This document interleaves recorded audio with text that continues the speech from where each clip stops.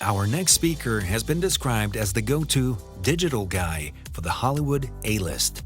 He managed to transform Vice from a humble print magazine to a $6 billion media empire. And his latest TED Talk received more than 1 million views. Today, he is here in Stockholm. Please give him a warm welcome, Mark Adams.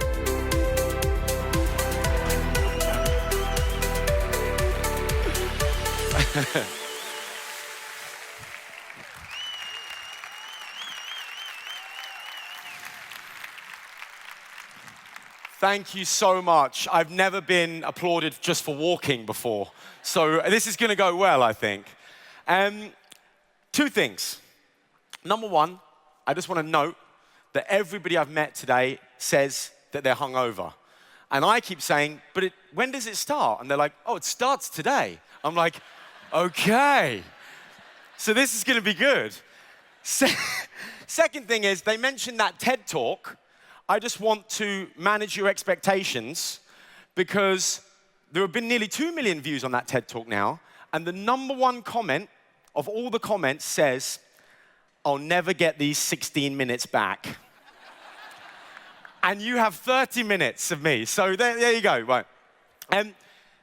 By the way, and I'm sure you know this anyway, you're privileged to work at this company. I get to do a lot of these things, and I've never seen anything like this in a company. It's unbelievable, honestly.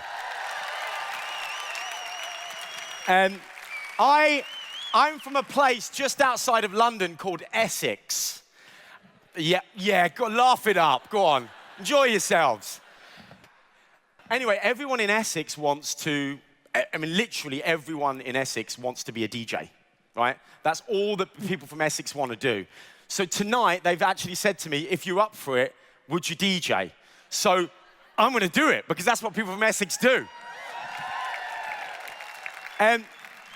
Thank you. I went back home recently and all my friends have got kids and I'm like, I actually recently got dumped by my girlfriend, to be honest with you.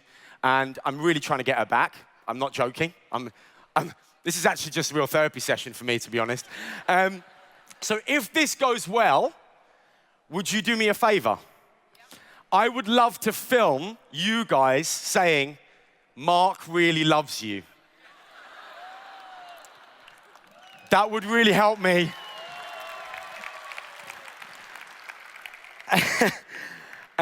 Anyway, so basically I went home and I went to watch my friend's got a little 5-year-old kid, and the 5-year-old kid was playing football. And you see 5-year-olds playing football, it's so cute. The ball goes over here. Every single 5-year-old chases the ball, right? And then the ball goes over there, and every single 5-year-old chases the ball. And even the parents chase the kids, and then they kind of fall over and they kick each other in the head a little bit, and then the ball comes out again, right? And I was there with my hangover going, oh my God, this is exhausting. I'm just exhausted watching this. And then I realized, this is what marketing is. All marketing is just 5-year-olds playing football. So you go like, well, now it's all about TikTok. And the ball goes over here, and everybody in marketing chases the ball. Right? And then it's no. It's about influencers. And the ball goes over here, and everyone goes, ugh. And I meet people in marketing or people that are in the world of building brands all the time. And I think they're some of the most emotionally intelligent, spiritually intelligent, good human beings that there are in the world. But once you really get past the surface, they are all fucking exhausted. So I wanted to share with you, and I want to add as much value as I can in the next 25 minutes. I wanted to share with you what I think we can do to not feel exhausted. Okay? I think the thing that kills us is this. This is let's call it the boardroom first comms model, right? This is when you try and communicate from the boardroom. But look, it's no one's fault. The biggest brands in the world do this, right? And I just want to show you that the biggest brands in the world do this. So this is Burger King. Now look, I haven't smoked weed for weeks, right? But someone at Burger King has been smoking strong stuff because they have decided to use this model. So they've got demographic targeting, 35-year-old, unmarried, stoner, product, chicken nugget, media, Facebook carousel, you know, and then they've tried to make it creative by getting the chicken nugget and covering in chips, right? It's almost like that film Saw, like, want to play a game?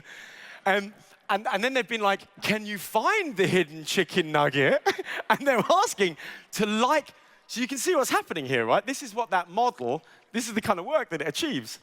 And this is Campari being very product obsessed.